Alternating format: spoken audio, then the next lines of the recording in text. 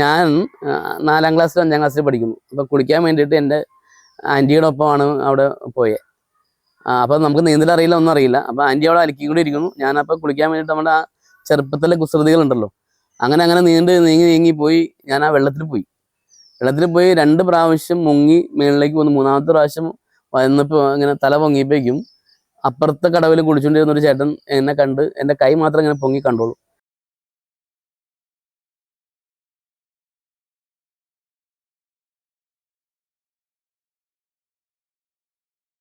എൻ്റെ എൻ്റെ എൻ്റെ ഹൈസ്കൂൾ പഠനം കാഞ്ഞൂർ സെൻറ്റ് സെബാസ്റ്റ്യനാണെന്ന് ഞാൻ പറഞ്ഞല്ലോ. അതുപോലെ തന്നെ എൻ്റെ അമ്മച്ചിയുടെ വീടും കാഞ്ഞൂരാണ്, പള്ളിയുടെ തൊട്ട് ബാക്കിലാണ്. അപ്പോൾ അവിടെയുള്ള ചെറുപ്പകാലത്ത് നമ്മൾ വെക്കേഷന് പോകുമ്പോൾ അല്ലാതെ പോകുമ്പോഴേക്കും നമ്മൾ പോയി കുളിക്കുന്ന 2 കടവുകളാണ്. ഒന്ന് അങ്ങാടിക്കടവും ഒന്ന് പാറക്കടവ് കടവും. ഇന്നൊക്കെ വളരെ ബ്യൂട്ടിഫൈ ചെയ്ത് വളരെ ഭംഗിയായിട്ടേക്കും പഞ്ചായത്തിൻ്റെ പല പദ്ധതികളുമായിട്ടേക്കും വളരെ ഭംഗിയായിട്ടുണ്ട്. പക്ഷെ അതിനേക്കാളും നാച്ചുറൽ ആയിരുന്നു അന്ന് ഞങ്ങൾ പോകുന്ന സമയത്ത്. അന്നൊന്നും മണൽവാരലുള്ള സമയമല്ല. അന്ന് അങ്ങാടിക്കടവിലേക്ക് ചെന്ന് കഴിഞ്ഞാൽ പകുതിയാണ് പുഴയുള്ളൂ, ബാക്കി പകുതി സ്ഥലത്ത് മണപ്പുറമാണ്. ആ മണപ്പുറത്ത് ഞങ്ങൾ ഇവിടുന്ന് ഈ വെള്ളത്തിൽ കൂടെ നടന്ന് ചെന്ന് അവിടെ പോയി ഫുട്ബോൾ കളിച്ച ഒത്തിരി സമയങ്ങളുണ്ട്. അതൊരു വേറെ വൈബാണ്. അത് ഇപ്പോഴത്തെ കാലഘട്ടത്തിൽ എനിക്ക് തോന്നുന്നു ആർക്കും അത് അങ്ങനെയുള്ള ഭാഗ്യം കുറവാണ്. മണപ്പുറമുള്ള കടവുകളും പുഴകളും ഇപ്പോൾ നഷ്ടപ്പെട്ടിട്ടുണ്ടാവണം. കാരണം ഈ മണൽവാരലും അങ്ങനെയൊക്കെയുള്ള കാര്യങ്ങൾ വന്നപ്പോൾ അത് ഇപ്പോൾ ഉണ്ടോ എന്ന് സംശയമുണ്ട്. അപ്പോൾ ഈ ദിവസങ്ങളിൽ ഞങ്ങൾ പാറക്കടവിൽ ചെന്ന് കഴിഞ്ഞപ്പോൾ എൻ്റെ സുഹൃത്തുക്കളോട് ഞാൻ പറയായിരുന്നു, ഇതിങ്ങനെ ഒരു സ്ഥലമായിരുന്നു. കുറേ ഞാൻ അവിടെ ഒരാൾ അപ്പം ചെന്നപ്പോൾ കുളിക്കുന്നുണ്ടായിരുന്നു. പാറയൊന്നും കാണുന്നില്ലല്ലോ എന്ന് ചോദിച്ചപ്പോൾ അദ്ദേഹം പറഞ്ഞു, അവിടെ പാറയാണ് കാണുന്നത്, അവിടെ പാറയുടെ മേളിൽ പുല്ലൊക്കെ മുളച്ചിട്ട് എല്ലാം മൂടിപ്പോയി.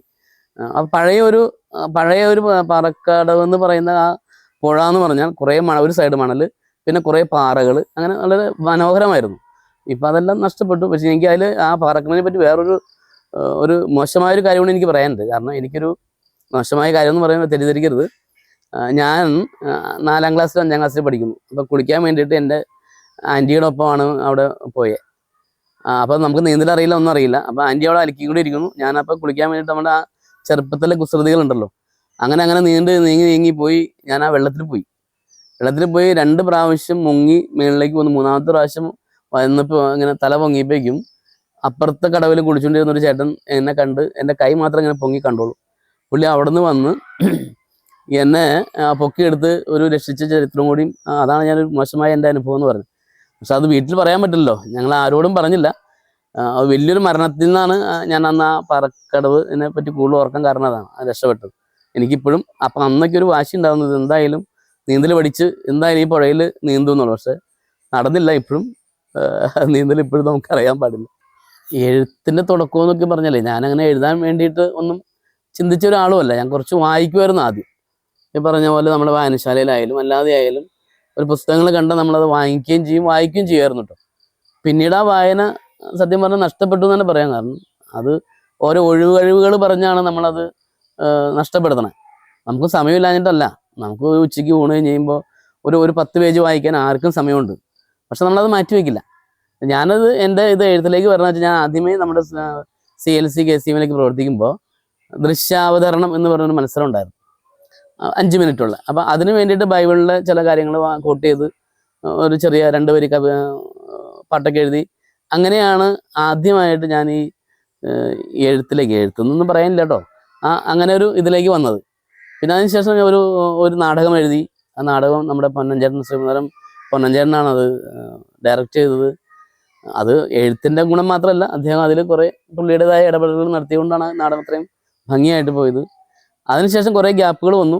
ഇടയ്ക്ക് ഞാനൊരു 1-2 നമ്മുടെ ഭക്തിഗാനങ്ങൾ എഴുതി. അത് ആദ്യമായിട്ട് എഴുതി എൻ്റെ മകൻ്റെ കുർബാന സ്വീകരിക്കുന്ന സമയത്ത് പാടുന്നൊരു പാട്ട്, അതാണ് ആദ്യമായിട്ട് പാട്ട് എഴുതിയത്.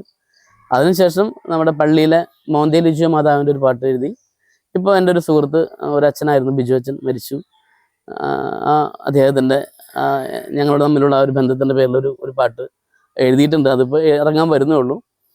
പക്ഷെ അതിനേക്കാളുപരി എൻ്റെ അപ്പച്ചൻ്റെ അമ്മച്ചിയുടെ 50ാമത്തെ വിവാഹ വാർഷികം ഉണ്ടായിരുന്നു. അന്ന് ഞാൻ അവരെ കൊണ്ട് ഒരു പുസ്തകം പ്രകാശനം ചെയ്യുക. അതായത് ഇപ്പോൾ എന്നെ സംബന്ധിച്ച് എൻ്റെ കൺകണ്ട ദൈവങ്ങളാണ് എൻ്റെ അപ്പനും അമ്മയും.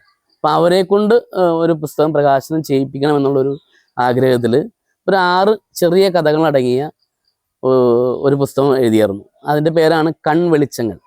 കൺവെളിച്ചങ്ങൾ എന്ന് പറഞ്ഞാൽ നമ്മളുടെ ചെറുപ്പത്തിൽ നമ്മളെ ഇത്രയും നാളെ ആക്കിയത് നമ്മുടെ മാതാപിതാക്കളുടെ കൺവെട്ടങ്ങളാണ്. അപ്പോൾ അവരുടെ കൺവെട്ടങ്ങൾ മങ്ങിപ്പോകുമ്പോൾ നമ്മൾ അവരുടെ കൺവെളിച്ചങ്ങളാവണം എന്നുള്ള രീതിയിലാണ് ഞാൻ ആ പുസ്തകം എഴുതിയത്, പേര് കൊടുത്തതും. ആ പുസ്തകത്തിൻ്റെ ഫസ്റ്റ് കഥ തന്നെ കാരണന്മാരെ പറ്റിയുള്ള ഒരു കഥയാണ്, മാതാപിതാക്കളെ പറ്റിയുള്ള കഥയാണ്. അപ്പോൾ അത് അത്യാവശ്യം കുറേ പേര് അത് വായിച്ചു, കുറേ അഭിപ്രായങ്ങൾ പറഞ്ഞു. ഞാൻ അത് വലിയൊരു എഴുത്തുകാരനായിട്ടല്ല ഞാൻ പറയാം, എന്നെയുണ്ട് പറ്റുന്ന ഒരു ചെറിയൊരു ഒരു ഒരു ഒരു ചെറിയ എഴുത്ത് അങ്ങനെ എനിക്ക് സാധ്യമായി. അപ്പോൾ അഹങ്കാരത്തോട് പറയാം, ഞാനും ഒരു എഴുത്തുകാരനായി. അപ്പോൾ നമ്മളൊരു പാട്ട് എഴുതുന്നു, അത് എങ്ങനെയൊക്കെ സമയങ്ങൾ നമ്മൾ എഴുതി പോകുന്നു. അതിൻ്റെ ഒരു സുഹൃത്തുണ്ട്, ഒരു ബിബിൻ എരുമേലി എന്ന് പറഞ്ഞിട്ട്. ഞാനത് അവനാണ് അയച്ചു, എല്ലാ പാട്ടുകളും ഞാൻ എഴുതി അവനാണ് അയച്ചു കൊടുക്കാറ്. അവനത് ചുമ്മാ ഒരു ട്യൂൺ ഇട്ടിങ്ങ് തരും ആദ്യം. അപ്പോൾ അതിൽ നമുക്ക് ഇഷ്ടപ്പെട്ടില്ല എന്നുകൊണ്ട് നമ്മൾ അതിൻ്റെ അഭിപ്രായങ്ങൾ നമ്മളത് പറയും. അതിനുശേഷം എന്ന് വെച്ചിട്ടുണ്ടെങ്കിൽ പിന്നെ നമ്മൾ സ്റ്റുഡിയോയിൽ ചെന്ന് അത് റെക്കോർഡ് ചെയ്ത് അത് മിക്സ് ചെയ്ത്, നമ്മളിപ്പോൾ വലിയൊരു പാട്ടുകാരനൊക്കെ പാടിക്കണമെങ്കിൽ നമുക്ക് അത്യാവശ്യം നല്ലൊരു പൈസ ചിലവുണ്ട്. അല്ലെങ്കിൽ തന്നെ ആയാലും ഇപ്പോൾ നമ്മൾ സാധാരണ ആളുകളെ കൊണ്ട് പാടിച്ച് അതിൻ്റെ ഔട്ട്പുട്ട് വരുമ്പോഴേക്കും ഒരു 20,000 രൂപ 15,000 രൂപയ്ക്ക് അതിൻ്റെ ആ കോസ്റ്റ് വരും. നമ്മൾ ഒരു പാട്ടുകാരെ കൊണ്ട് പാടിപ്പിക്കുകയാണെങ്കിൽ അത് നമുക്ക് ഏറ്റവും ചുരുങ്ങിയ കോസ്റ്റിലേക്കും ചെയ്യുകയാണെങ്കിൽ ഒരു 30 രൂപ 35 രൂപയിലേക്കും അങ്ങോട്ട് ഒതുക്കാൻ പറ്റും. അപ്പോൾ അതൊരു എന്താ പറയുക, നമ്മൾ എഴുത്ത് മാത്രമല്ല അതിൻ്റെ പിന്നിൽ അത് ട്യൂൺ ചെയ്യാന്ന് പറഞ്ഞിട്ടുണ്ടെങ്കിൽ അത് വലിയൊരു ഒരു ദൈവിക വരമാണത്. കാരണം എഴുതാൻ ഇപ്പോൾ എല്ലാവർക്കും പറ്റുമായിരിക്കും. അപ്പോൾ അതിന് ജീവൻ കൊടുക്കുന്നത് ഈ ട്യൂൺ ചെയ്യുന്ന ഒരാളാണല്ലോ. അപ്പോൾ അങ്ങനെ എനിക്ക് എൻ്റെ പാട്ടുകൾ ട്യൂൺ ചെയ്യാനായിട്ട് ഒരു എന്താ പറയുക, ദൈവിക വരം കിട്ടിയ ദൈവം തന്നെയെന്ന് പറയും. അങ്ങനെ ഒരു അനുഗ്രഹീത ഒരു കലാകാരനാണ് ബിബിൻ എരുമേലി. അപ്പോൾ എൻ്റെ പാട്ടുകളെല്ലാം ഞാൻ അവനെ കൊണ്ടാണ് ചെയ്യിക്കാറ്. അത് ഒരു പാട്ട് പ്രൊഡ്യൂസ് ചെയ്യുക എന്ന് പറഞ്ഞാൽ അതൊരു ചെറിയ കാര്യമല്ല. അതിപ്പോൾ വേണമെങ്കിൽ നമുക്ക് 20,000 എന്നുള്ള 1,00,000 രൂപയ്ക്കും ചെയ്യാം. അപ്പോൾ അതിനോട് അങ്ങനെയുള്ള വലിയ വലിയ പാട്ടുകാരെ വെച്ചിട്ട് ചെയ്യാം. പക്ഷെ എന്നാലും നമുക്ക് ലോ കോസ്റ്റിൽ ഒരു പാട്ട് ചെയ്ത് പുറത്ത് വരുമ്പോൾ ഒരു 20 രൂപ ഏറ്റവും കുറഞ്ഞത് വരും. ഈ എഴുതാനും എല്ലാവർക്കും ഇത് എഴുതാനുള്ള കഴിവുണ്ടെന്നേ, പക്ഷെ ആരും അത് മെനക്കെടുന്നില്ല. നമ്മളൊരു എല്ലാ ദിവസവും ഒരു 10 പേജ് നമ്മൾ വായിച്ചു കഴിഞ്ഞാൽ അത് തുടക്കമൊക്കെ ചിലപ്പോൾ നമ്മുടെ മനസ്സിലിരിക്കില്ലായിരിക്കും. കുറച്ച് കഴിഞ്ഞാൽ അത് കണ്ടിന്യൂ ചെയ്ത് കഴിഞ്ഞാൽ നമ്മുടെ മനസ്സിലേക്ക് ആ നമ്മൾ വായിച്ചതും ആ വാക്കുകളും കുറേ നമുക്ക് വൊക്കാബുലറി കൂടും.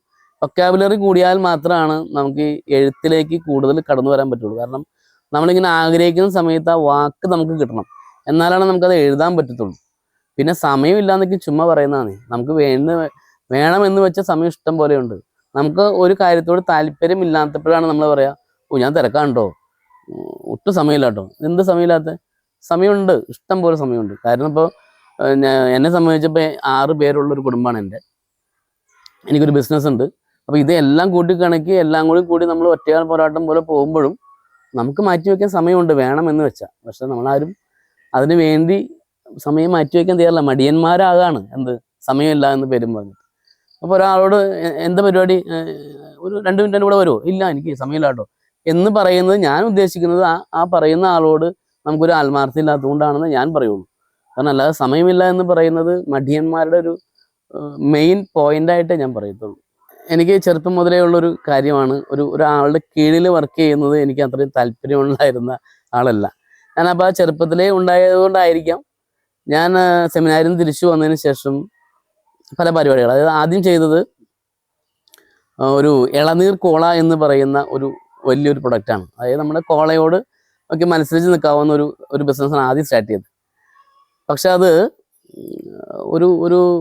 ഒരു മാസം കൊണ്ട് അത് 8 നിലയിൽ പൊട്ടിപ്പോയി.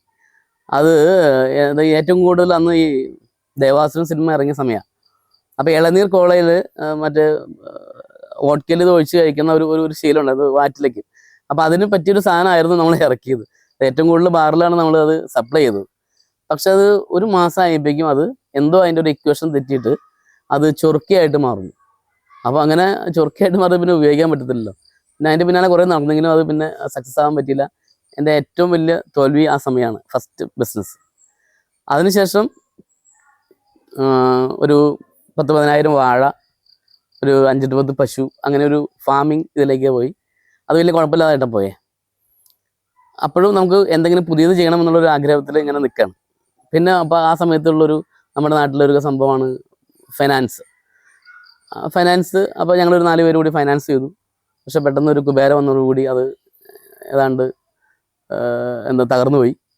അപ്പോൾ ഈ പറയുന്ന എല്ലാ ഈ ഫാമിംഗ് ഒഴിച്ച് ബാക്കി എല്ലാം ഞാൻ ചെന്നുപെട്ട ബിസിനസ്സുകളെല്ലാം എനിക്ക് തകർച്ചകളും തോൽവികളും മാത്രമേ ഉണ്ടായിട്ടുള്ളൂ. പക്ഷേ അതിനുശേഷം വീണ്ടും ഈ പറയുന്ന പോലെ ഇപ്പം എൻ്റെ ഇപ്പോഴത്തെ ബിസിനസ് എന്ന് പറഞ്ഞാൽ ട്രോഫി മെഡൽസിൻ്റെ ഒരു ഹോൾസെയിലാണ്. അതിലേക്ക് ഇപ്പോൾ പലരും വരുമ്പോൾ ചോദിക്കാറ് എങ്ങനെ നീ ഇതിലേക്ക് ചെന്ന് പെട്ടു, എങ്ങനെ പെട്ടു? ഞാൻ സത്യം പറഞ്ഞ ഒരു ടൂറ് പോയതാണ് യു പിയിൽ ടൂറ് പോയപ്പോൾ അവിടുത്തെ എൻ്റെ സുഹൃത്തുക്കളായ അച്ഛന്മാർ നമുക്ക് ഇങ്ങനെ കറങ്ങാമെന്ന് പറഞ്ഞ് പോയപ്പോൾ കണ്ട ഒരു ബിസിനസ്സാണ്, ഒരു സാമ്രാജ്യമാണ് ഈ ട്രോഫി മെഡലിൻ്റേത്.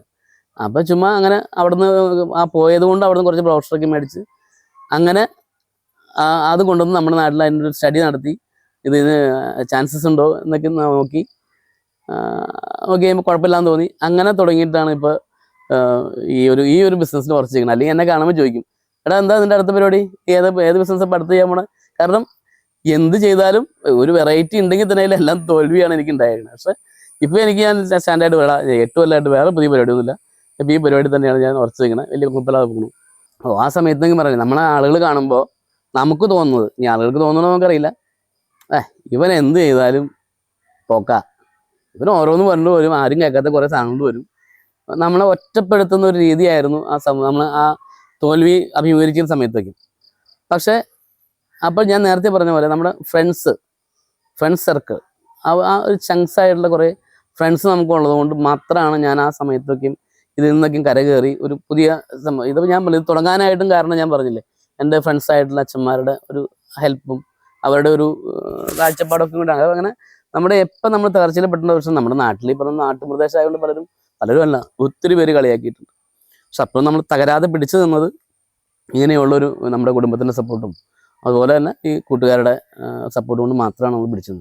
ഞാൻ നിങ്ങളോട് പറയാനുള്ളതെന്ന് വെച്ചിട്ടുണ്ടെങ്കിൽ ഒരു പരിപാടി നഷ്ടപ്പെട്ടു അല്ലെങ്കിൽ തകർച്ച വന്നു വിചാരിച്ചിട്ട് നമുക്ക് അതല്ല നമുക്ക് മുകളിലേക്ക് പറന്നു കയറാൻ ഇഷ്ടംപോലെ സാധ്യതകളുണ്ട്.